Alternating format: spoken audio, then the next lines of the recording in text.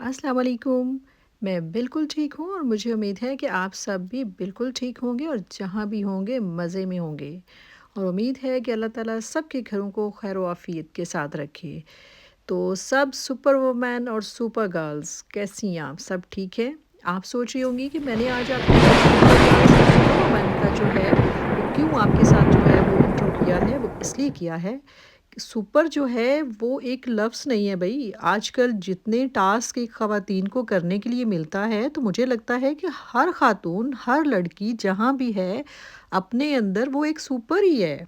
चलें जी, ये बातें तो हम साथ-साथ करते रहेंगे और हमारे पास कल से जो है वो जो जर्मनी की फर्स्ट जो स्नोफॉल है उसका एक पीरियड शुरू हो चुका है। वक्फ़े-वक्फ़े से जैसे पाकिस्तान में बारिश होती है ना, यहाँ वक्फ़े-वक्फ़े से जो है वो स्नोफॉल शुरू हो चुकी है। एक दफ़ा एक विंडो से देखें तो बहुत ज़्यादा स्नो हो रही होती है, साथ ही देखते हैं तो वो सारी स्नो जो है ना वो मेल्ट भी हो चुकी होती है क्योंकि अभी जस्ट ये स्टार्ट हुआ है। अब ये जनवरी का मंथ जो है वो तकरीबन ये ऑन एंड ऑफ स्नो होती रहेगी। तो जो पहला वीक होता है उसमें हम भी बहुत एंजॉय करते हैं क्योंकि बहुत मज़ा आता है आपको स्नो में आजकल छुट्टियां हैं घर में होते हैं तो कहीं बाहर जाने का भी नहीं होता। अदरवाइज़ अगर बाहर अपने कामों के लिए निकलना हो तो फिर बहुत मुश्किल होती है। मोस्टली आप देख रहे हैं नीचे कितनी गाड़ियां खड़ी हुई हैं और सबको जो स्नो है उसने कवर किया हुआ है।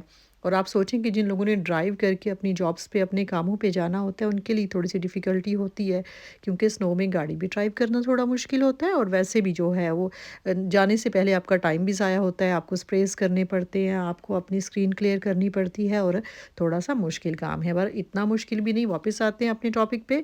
मैं बात कर रही थी कि आज मेरा दिल कर रहा था कि मैं आप सबको कहूँ कि आप सब ख़वातीन और सब लड़कियाँ सुपर हैं। और सुपर क्यों हैं?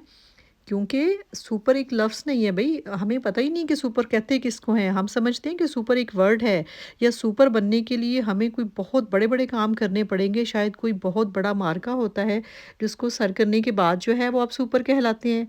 नहीं भई, सुपर बनने के लिए ना आपको कोई बहुत बड़ा काम नहीं करना।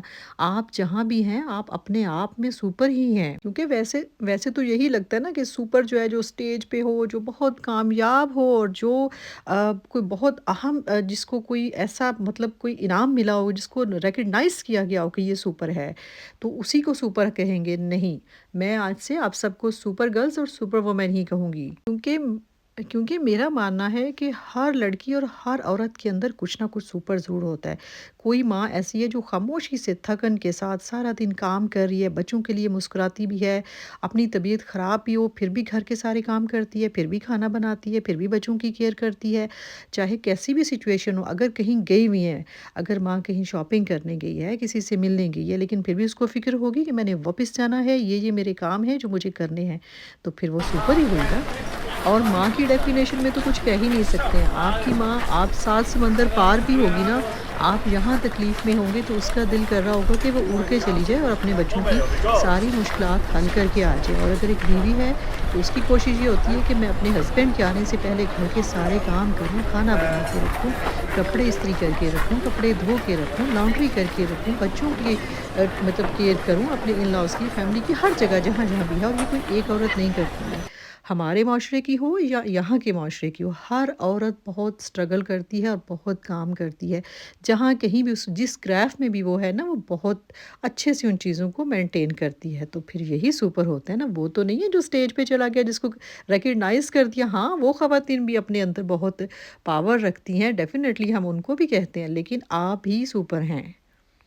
और जो मैंने सुपर गर्ल्स वो हैं Let's जो go. अभी सीख रही हैं, जो अभी समझ रही हैं, जो घरदारी को, जो दुनियादारी को, तमाम मामलात को जो सीख रही हैं, वो भी सुपर गर्ल्स हैं।